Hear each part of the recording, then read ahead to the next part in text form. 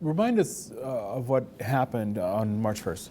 On March 1st, we saw the implementation in the next phase of rules for uncleared swaps. On March 1st, asset managers had to start to collateralize their uncleared swaps with their broker-dealers. This is a continuation of a lot of the regulations we've seen since 2008 and was the next phase. In September 1st of 2016, large broker-dealers had to exchange initial margin with each other.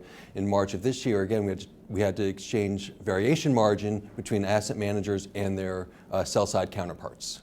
How do you, your clients, and your counterparties think that the March 1st implementation went? I think overall the implementation went better than expected, but there are certainly a lot of challenges and there's certainly a lot of work to get there. When you think about the amount of documents that had to be repapered, there was over 100,000 agreements in the industry that had to change. Some people thought that there just weren't enough lawyers in the world to handle all that volume.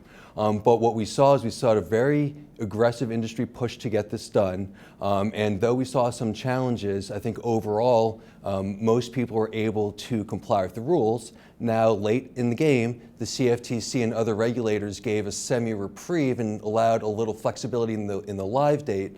So that certainly helped the industry, but nobody took their foot off the gas, and the industry very aggressively pushed toward this date. And though there were challenges, I think overall we got to a pretty good place. What are the upcoming triggers that will continue to transform collateral management? Well, I think the theme is what we've been talking about. We're going to continue to see new regulations come in. I mentioned a September 1st, 2016 date. Well, there's a September 1st, 2017 date, and a September 1st, 2018 date, September 1st, 2019. What we're going to see is continued regulation and implementation of rules depending upon the size of your organization. What we're also going to see in Europe, for example, in January of next year, we're going to start to see FX forwards fall under the same uncleared swaps regime.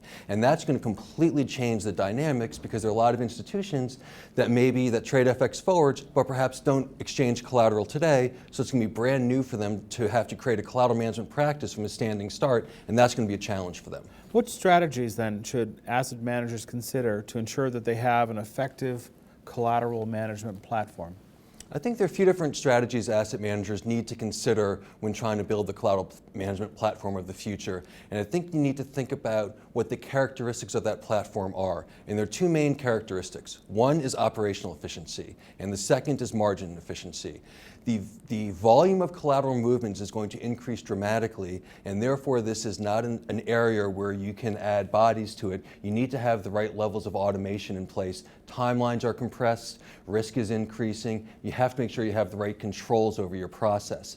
The second is margin efficiency, because not only is the volume of collateral moves going up, the value of collateral pledge is going to go up as well, and therefore you as an institution, you have to use your assets as efficiently as possible. Collateral management is becoming, collateral is becoming a scarce resource and it has to be treated that way, and you have to create a platform, whether through optimization or other strategies, to ensure that you're using your assets, that collateral, as efficiently as possible.